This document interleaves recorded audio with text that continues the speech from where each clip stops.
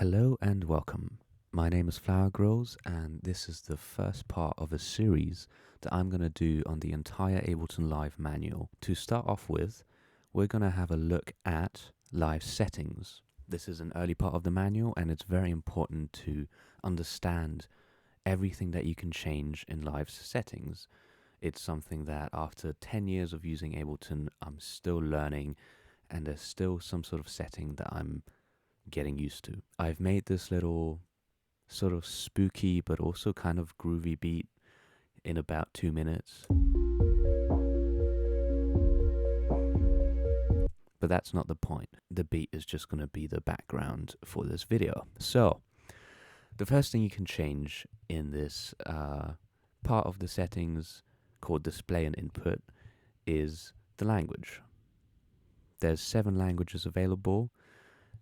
If you're an English speaker like myself, then you can pick US English. The zoom changes the zoom level of Live's window.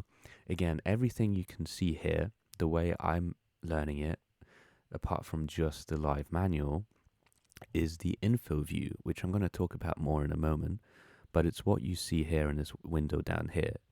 It says here, the info view provides a brief description of the user interface element that the mouse is currently over. For some elements, you can create your own text and it will appear in this window. To save screen space, you can hide info view by clicking the view control at the bottom, which is here. That hides it. And you can also press question mark. So I'm going to press question mark on my keyboard by using Shift question mark, and that hides it or reveals it. So coming back to here, when I hover my mouse above this, it says what the zoom does in the settings. So I'm looking here at the info view. It adjusts the zoom level of Live's window. The zoom level can be set anywhere between 50% and 200%. Sorry. So those are the minimum and maximum parameters for the zoom. Let's go to 50 and see what it looks like. As you can see, not exactly readable, but if you have a massive screen, maybe sort of almost TV monitor, this could be very useful.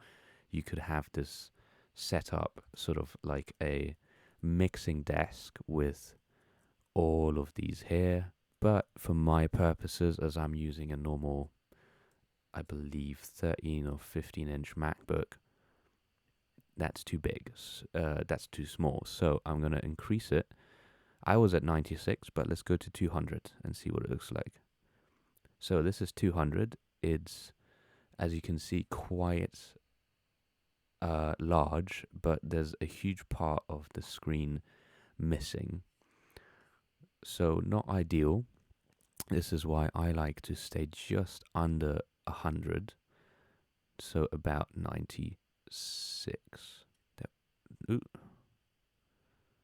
There we go, 96. Next, we've got the outline view and focus. So it's on right now, and let me turn it off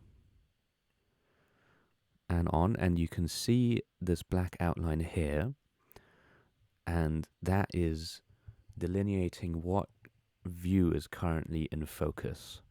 So if I press here or here, then this view is in focus, but if I press, for example, on the reverb here, then this view down here is in focus, and you can see the black line marking this, and that's what the outline view and focus means. If I turn it off, then that disappears, and anywhere I press, that's the thing.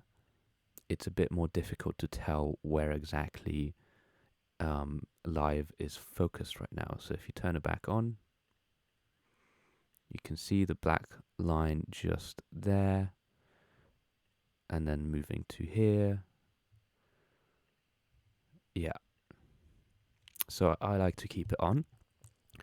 Show scroll bars. So this is interesting. If you have a lot of, let me make some MIDI tracks.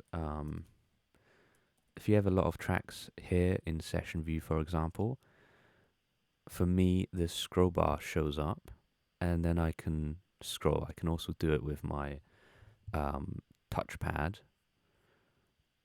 but if I turn, this is on follow system. If I turn it on to always, then you can see that the scroll bar actually becomes an opaque color, a more lighter gray, and now you can see it more visibly all the time, not just when you're scrolling. When scrolling, then yeah, you have to scroll first and it will appear, or follow system, and for me it shows up when I scroll. Next, we have the follow behavior. So this determines the behavior of the follow switch in Live's control bar. Follow can operate by scrolling continuously on a page-by-page basis. This is a shortcut that I mentioned in my live tips for Ableton advanced users in terms of shortcuts, but you can press Alt-Shift-F to turn on follow or off. As you can see here, this orange button up here is actually follow. What that means, let me go back to the settings. What that means is, say for example, if we go into one of these, I'm going to solo this, or solo this one actually.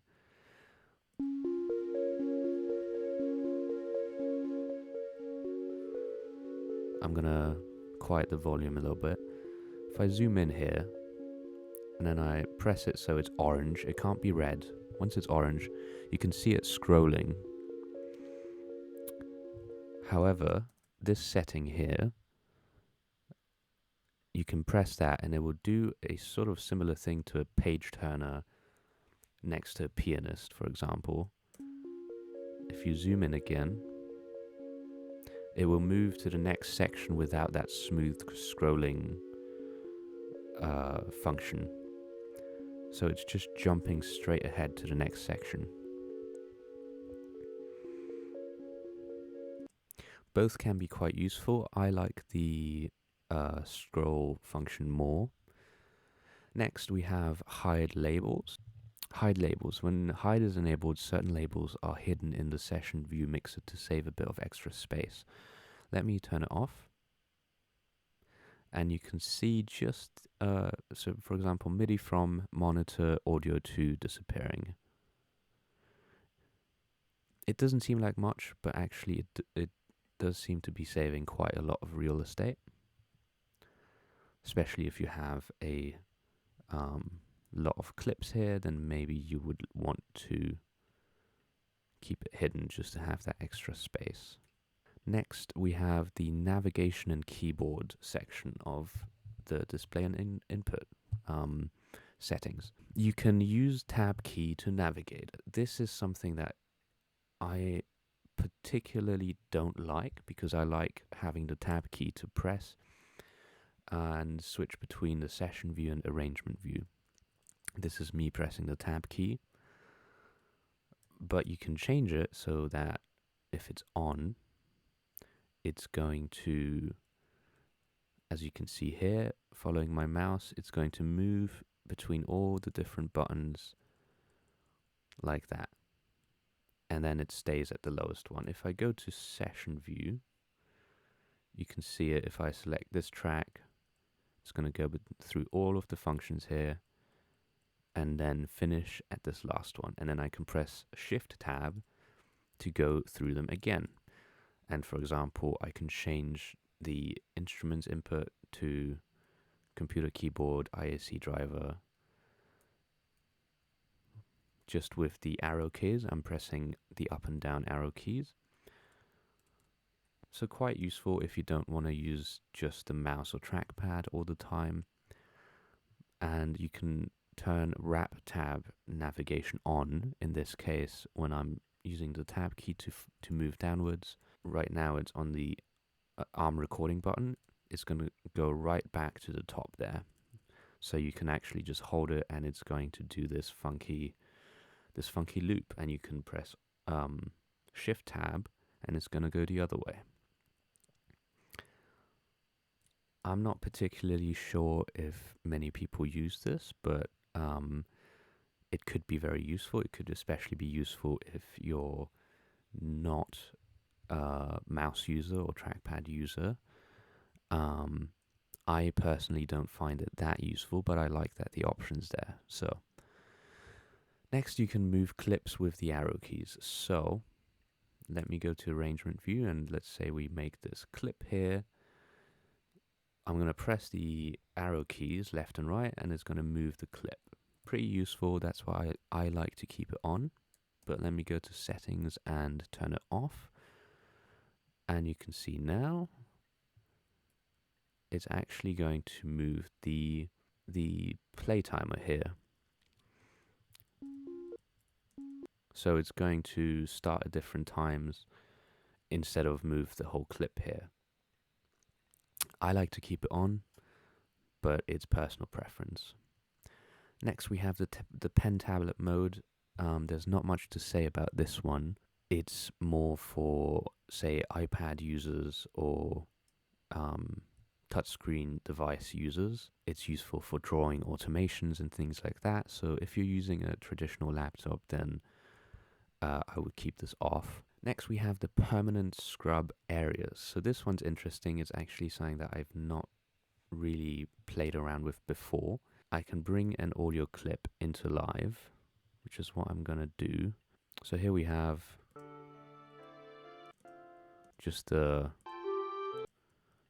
random song, and actually the scrub areas. So if you look at the settings again, the permanent scrub area is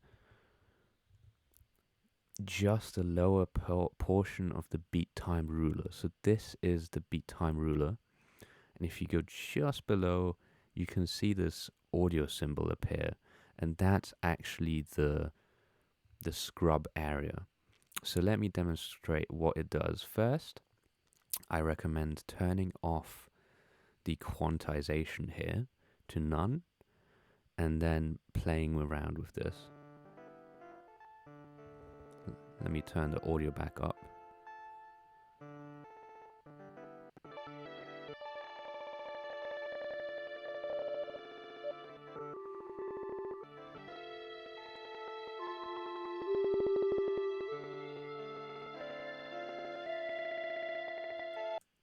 Pretty cool. If I turn the quantization back on, say to an 1/8, it's gonna do a much slower scrolling.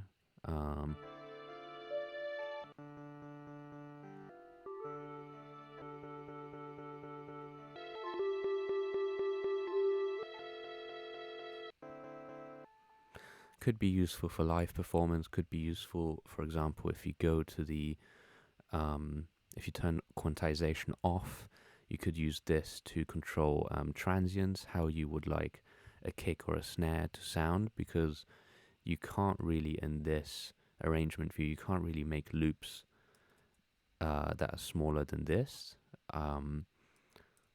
So to get over that problem, you could just use the scrub function and then go to a transient and listen to it. I find that quite useful, so I've kept it on.